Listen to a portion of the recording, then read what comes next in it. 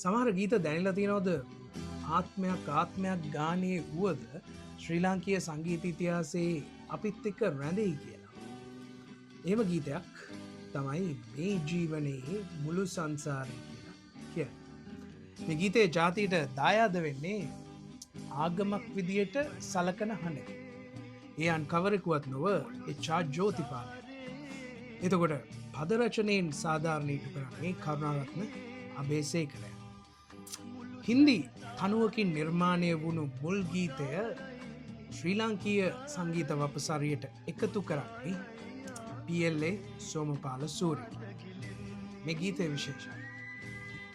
ගීතයට පුළුවන් නම් අපිට හිතන්නට තව මාර්ගයන් විවෘත කරන්න ගීතය තවත් රාහයි. ජෝතිපාලයන් කියන්නේ ආදරය වැහෙන ආදරයට සාධාරණය කරන ආදරය වෙනුවෙන්ම ගීත ගායන චරිතයක්. ඉතින් ඒ හින්දා උදාරයි ආදරේ මහද ගිලෙන්නේ පෙම්සිලිලා. ඔය වචන ටික ඇහෙනකොට ප්‍රේමය කියන වචනේ ඇහෙනකොටම අපි කල්පනා කරන්න ගන්නවා ප්‍රේමය ආදරය මේ මම ආදරය කරන තරුණිය ගැන තමයි මේ ගීතය ගායනා කරන්නේ. ඔහොම හිතලා පුටුවට හාන්සි වෙලා අපි ආදරය කරන තරුණිය ගැන සිහිපත් කරන්නට කල්පනා කරගෙන ගීතේ ඉස්සරහට යනවා. දෑත බැඳ ඈලං අත් දෙක අල්ලගෙන මුහුදු වෙරළේ ගියපු අතීතය. එතකොට ජීවිතේ මට කටුක අත්දැකීම් ලැබෙනකොට මාව සනසපු ඒ කාලය දිවිතෙක්ම සීකෙරේ.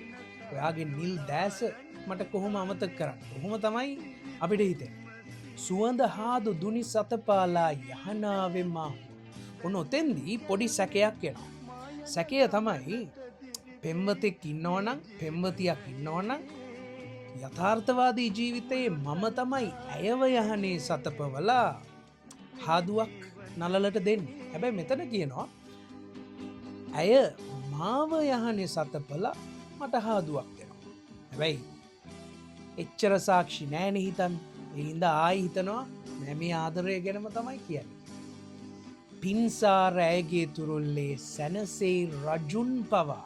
මෙන්න මෙතන තමයි පළවෙනි විප්ලවී අදහස මේ ගීතය ඇතුලේ අරගෙන ඉන්නේ ගීතයේ අවසානයේ.